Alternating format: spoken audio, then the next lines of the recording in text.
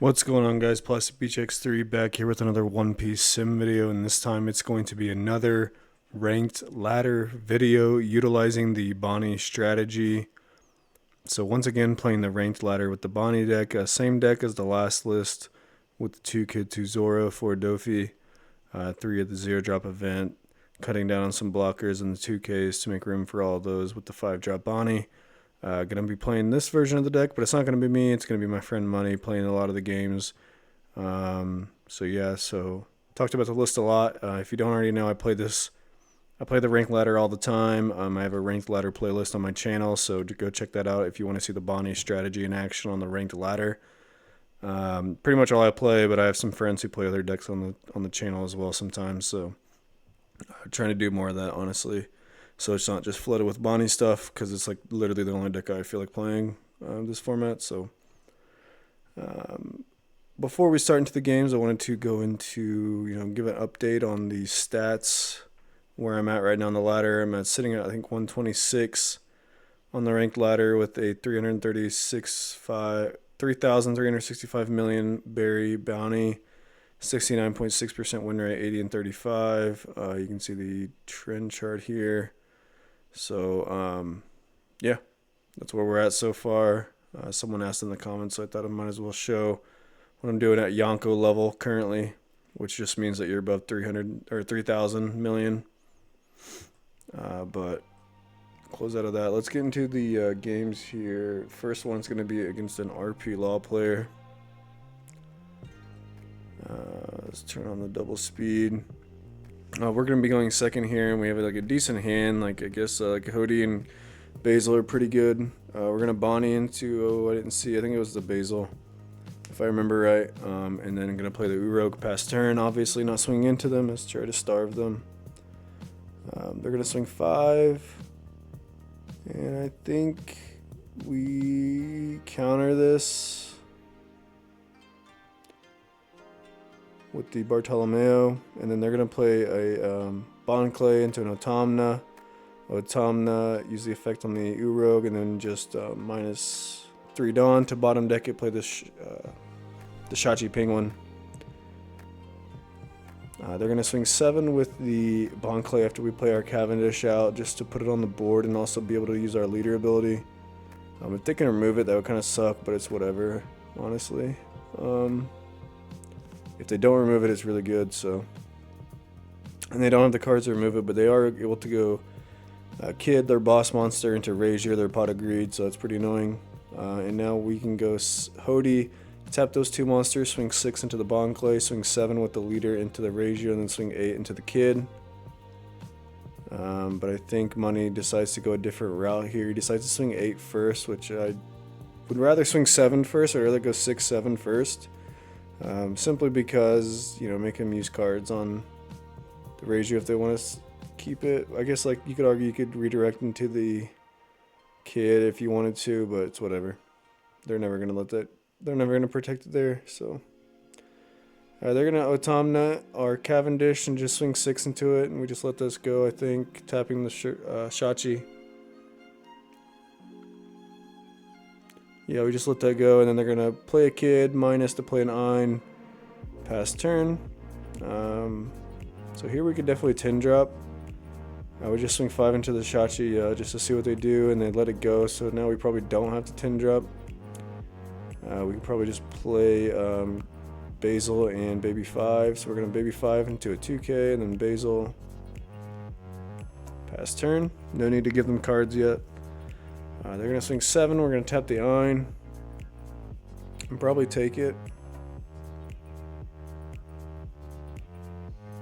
Yep. They're going to swing 7. We'll probably block this one, counter, make them have the Kick Killer. If they want to play it now, they can.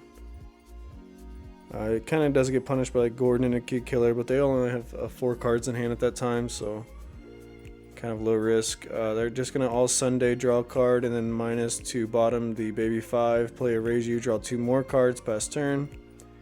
We're going to go 5 into the Ein. They save it.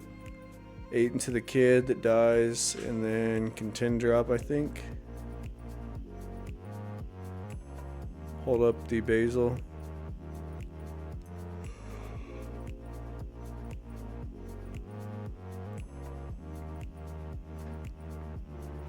Yeah, they have 2 swings, so we kind of want to hope the Basil has not to go to 0 and then die to a Kid Killer. They're going to go 7. Probably have to take this one and then block out of the Missile Sunday swing.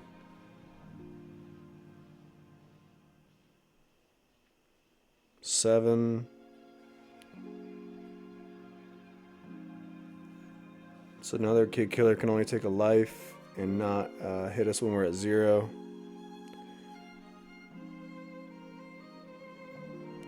We are going to counter out of this one because we don't have Kid. We only have the 10-drop Dofi, so I'm going to have to counter out of that.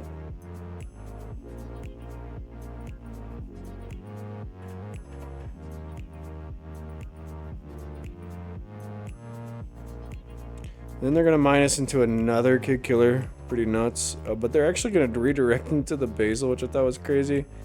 And we just have the 2K for it, so they get Mega Punished there. Instead of going for life. So now we can just go 5 into this Kid Killer. They'll give us a 1K, 8 into the Kid Killer, 10 into the Kid Killer. And then what I would do here is just swing 7 into the Reiju and then 10 drop. It's probably going to die either way, but it's just more likely that it's going to die if you swing first. So that they just don't know what you're going to do. Because now if they do have the counter for it, they're super incentivized to counter out of this 7 swing on the Reiju so that they can get us down to 0 life next turn. But Money's going to think here for a minute. And yeah, you just still swing. I just thought it was better to swing first. They're going to queen, draw 2 cards, trash 1. Trashing a Gordon. Playing a Bonclay, playing a Shiraya, passing turn. We top deck a Zora, which is going to do nothing. So we're going to Bonney into an Urok, which is pretty good. And now we can just focus on clearing this board. We'll go 5 into the Nico Robin. They don't take the bait block, so it dies. We'll swing 8 into it, it dies.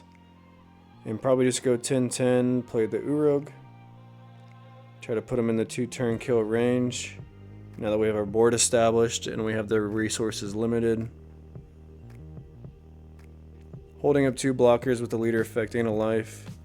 They are going to be able to swing 10 with this Bonclay, but it's whatever. So we're just tap the Queen or the Shiraya. Probably the Queen. And then block with the Urog, because it's the only blocker on the field that can be removed, pretty much.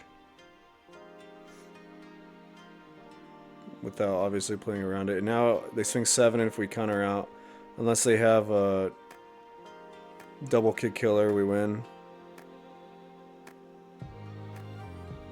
And very unlikely that they actually have it because they played 2 of them earlier. So they're just going to go Queen into Law. Top deck an H-drop Kid, so that's kind of broken. It's going to give us the ability to live another turn by swinging into their characters and go 10-10. They will take the block on that one, so just even more ensuring that we can live another turn. And now they have to be able to kill the Kid while also we have our leader effect into the blocker, so we'll just tap their Queen. Let this go. They have to be able to swing. Oh no, we actually block it. So now they have to swing 3 times to kill us. So 5. And then just a blocker. They don't have the rush characters.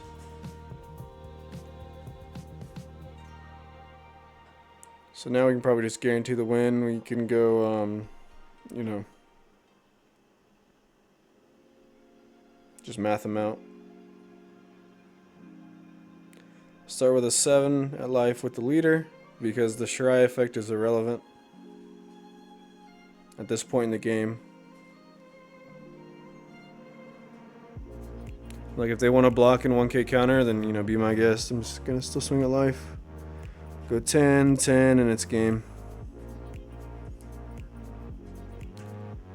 Alright, let's go into the next one. So another not so good matchup in the Boa strategy. Playing against the Nahobino. Oh jeez, my microphone just fell, sorry about that. We're gonna have like an okay hand, like 10 drops okay, I guess. Gonna play Baby 5, get another 10 drop, pass turn. We do top deck an Urog, so that's kind of broken. Swing 5, play the Urog.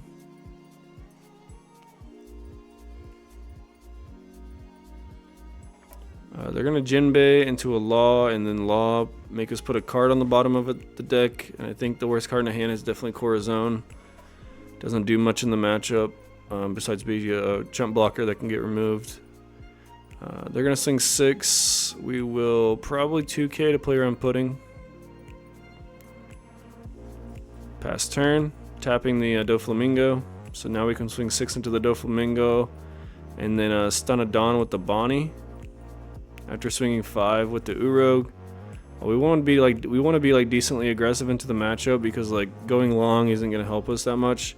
Plus, since we stun them when they're going to 7 Dawn, they won't be able to Gravity Blade us, which means, hold on, pause. Let me go back and talk about this for a second. So the logic behind swinging 5 here is, oh jeez, because they don't know what we're gonna play. They probably think we're gonna play Cavendish or something, and then like they're with the 5 Dawn, so they're going to 7, and their Gravity Blade is gonna get like super mega value if they can. If they discard a card here instead of take the life, because they're going to be able to draw, go to 6, play the Gravity Blade on 7, and put the Cavendish and the Urog to the bottom, leader effect, draw a card because they're at exactly 5, so they're going to get super plus out of their Gravity Blade in hand that, you know, we can just assume they have. So we're going to swing 5 to make them, you know, think that we're going to play the Cavendish, and they're going to get, they're mega incentivized to discard a card here. So they're just discarding a card and not going to be able to go plus off of it, off their leader, because we're going to stun the Dawn instead of the Cavendish that I'm assuming they're anticipating, so that they can only go to 6. So they're going to have to play a Jinbei into Doflamingo instead of the Gravity Blade, swing 7 into the Urog, and like see it blocked for us either way. So it's whatever. And we just let that go because of Gravity Blade. We have to let it go. We can't give the Gravity Blade any sort of value. So we're going to play the Hody once again, playing around the Gravity Blade. We only have 6 drop or lower on the field. We're gonna try to clear the board, and then they're gonna red rock the Hody, which is, you know, fair enough. They're gonna swing 8 into 6, and even though they didn't have the Gravity Blade, like, it's still always correct to play around it like that, just in case they do. So we can do some cute things here. We're gonna go 5 at life. 6 at life, play the 10 drop. They're going to red rock the 10 drop, draw another card, and then play Doflamingo. So 2 red rocks, pretty crazy.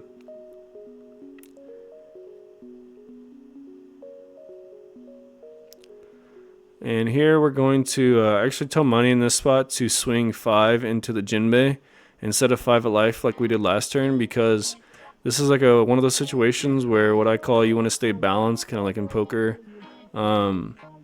You want to switch up how you're playing just to mess with your opponent's head.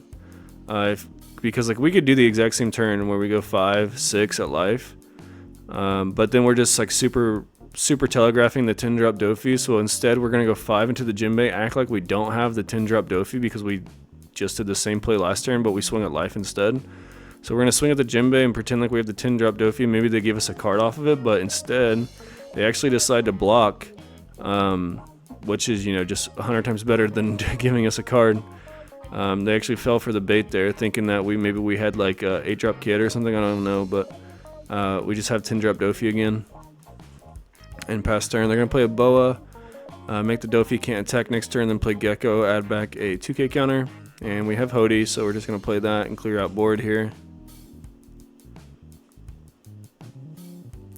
We'll go 6 into the Gecko, and then probably 5 into the Jinbei.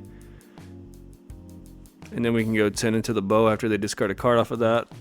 Pass turn. They're going to red rock, so 3rd red rock on the Dofi. Annoying, but whatever. I'll go 9 into the 6, and for sure, just let it die. Go 5 into the Jinbei, and they discard another card over it, so yeah, we'll just go 8 alive probably, because our leader ability is going to be able to deal with one of those attacks either way, so, you know, might as well go at life. Then we're just going to play Cavendish Basil, pretty good. They're going to go 8 into the Hody. We'll just tap the leader. They're holding up 7, so they're going to be able to Raging Tiger both of our monsters on the field, but we get to keep the Hody, which is really good. We're going to go 5 into the Jinbei. They give us another card for it. We'll go 8 at life, and then we're going to Zoro them, and that should be the end of the game, assuming they don't have the 4th Red Rock.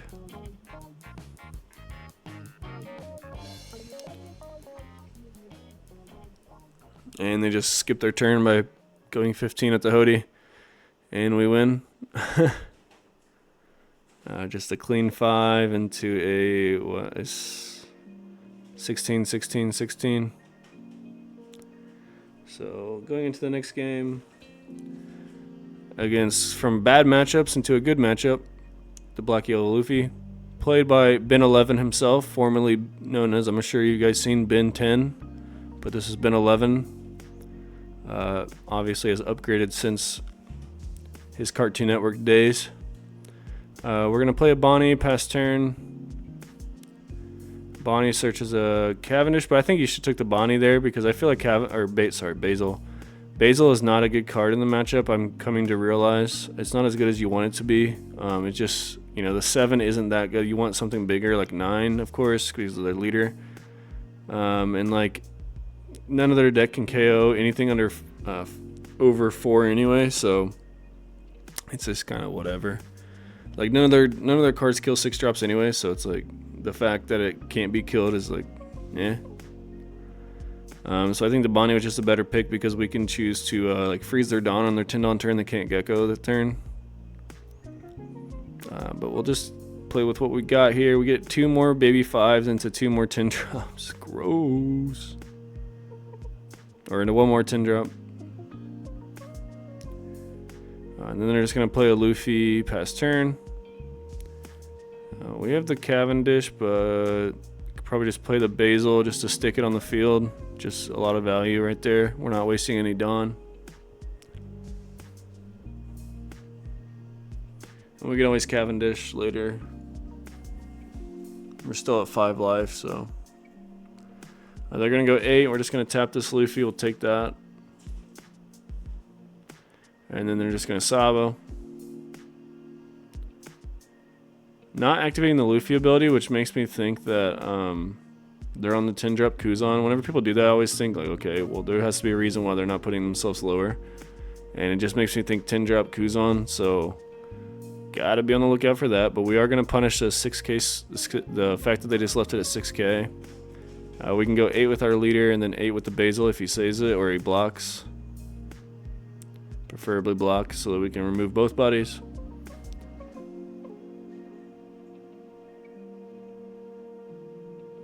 And they will block, so we'll just go another 8 into it. They actually counter out of that one, so for sure. 2 cards out of hand against the deck that discards their whole hand anyway. They will Luffy and draw a card off of their off of that ability, and then Gecko into Hiyori and Sabo, which is pretty sick. They're gonna be able to Hiyori, put a Sabo in life, and then Sabo effect. They'll be able to stick at 1 life here with a blocker and 7k leader. Pretty cool. While also summoning the Gecko. And now they can go 9 into our, or actually 10 into our Basil. And I tell Money to tap the Gecko because I thought the Gecko was played last turn, but obviously you just tap the leader there. Oh, no. We tapped it because of 10 drops. So now we're going to 10 drop the field. Okay, never mind. That must be a later game. Because that similar thing happened later in our series. Maybe not in this video, but later videos. We're just going to 10 drop, and we're just going to start chaining the 10 drops because that card is so busted against them. It just nullifies their plus 2000s. It's so sick. Because they can't swing with their leader. So they're going to burn their life with Luffy, go down to 0, and then have Garp here, so they don't even have the Gecko. Which I guess is whatever, assuming they have the 2 drops in hand to put their leader to 9.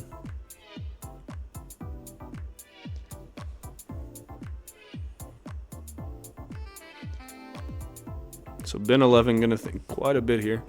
Gonna take a Sabo, 2 drop.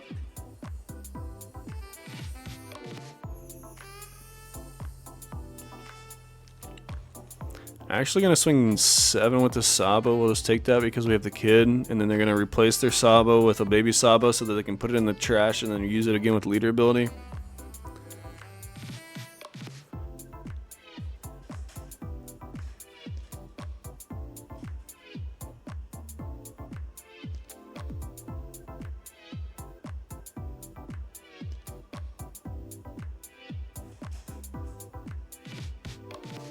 And like, no need to Hody right now. We can just keep stalling them out with the 10 drops. I know it seems like really tempting, but you gotta think we're only gonna be able to swing 11-10.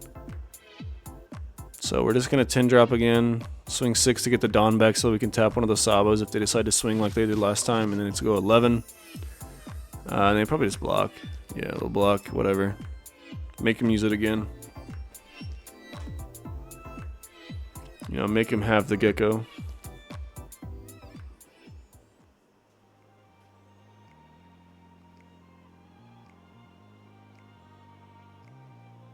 And next turn, I venture to say we're just going to 10 drop once again. And they are on the Kuzan, so it kind of made sense why they were playing that way earlier, why they didn't burn with their Luffys when they could have. And then they're just going to like do this weird play where they just hard play a Luffy. I guess they had nothing better to do. They're going to gain 2 life though, which like is whatever because their leader's only 10, or sorry, only 5. So now we can actually get value out of our Cavendish swings. So we're going to play the 10 drop, swing with Cavendish. They're going to have to take that. Put the card to the bottom. We're going to swing another 6 with leader. And they will counter that one. Then we'll go 10-10. Put that one to the bottom. And then block the next one past turn.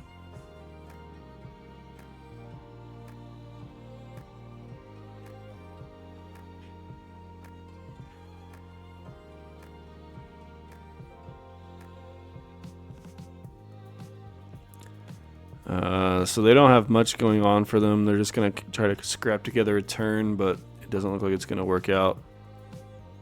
They're just going to play a single Sabo and swing 10 into the Cavendish. We're just going to be able to tap the Sabo because they played it beforehand. And since we have so much counter in hand, we can just afford to counter out of this and go for game. We just rip another 10 drop, which is nasty, but you know, no need to play that. We do have a Hody, so we can get full value out of this Cavendish. Swing 7.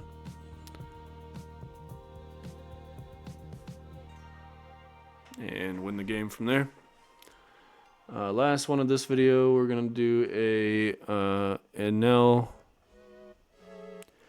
If you haven't seen it, you can go check out my all Enel video. I just posted it 2 days ago, or 3 days ago, or I don't know, some time ago. But yeah, a lot of good tips in there against the Enel strategy. So Money, since that video, has adapted to my favorite strategy of just not swinging at them ever. Just, you know, accruing advantage this way. We're going to take the 10 drop, of course, past turn. Really don't want to play the Gadatsu there, or the Urog there because of Gadatsu and Sabo, so we're just going to, you know, play the 6 drop past turn. They obviously can't Gadatsu that or Sabo that. They could Raigo, but they're going to be burning 3 life, and like, sure. They're going to go 5, we'll just free block it. No real punish there, I think. Ace isn't a thing because they have 4 life. They definitely could 7 drop Enel though, so we actually take that. Oh, we took it because we were thinking about, like, you know, potentially could definitely play the 8 drop next turn, and if we take that, then, or if we don't take that, then 9 drop Yamato would be able to kill the 8 drop kid. So we decided to take that one, ripped a Hody out of life, so, you know, whatever. But we took it just because of the Yamato. So we're going to swing 7 into the Enel, and they discard a card for it, then we'll swing Hody into it for 8. And they decide to trash a life on that one so they can keep the Enel around. And then they're just going to skip their turn by going 16. A lot of Enel players do this, I don't know why. It's just never it's never a good play, I promise. Like,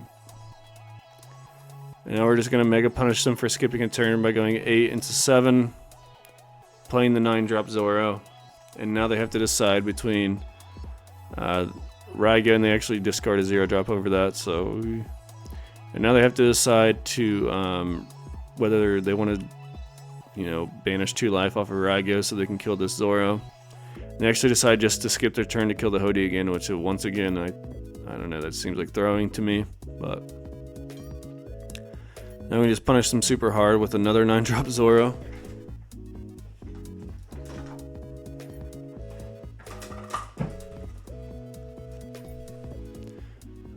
So we're going to go 9 into their Enel and they let it die.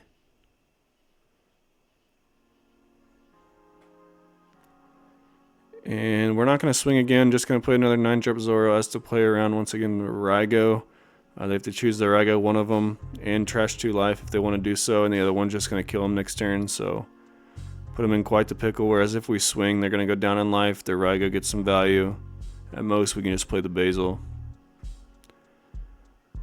So this is just the better play probably, and they're just going to ace, gain a life, pass turn, fair enough.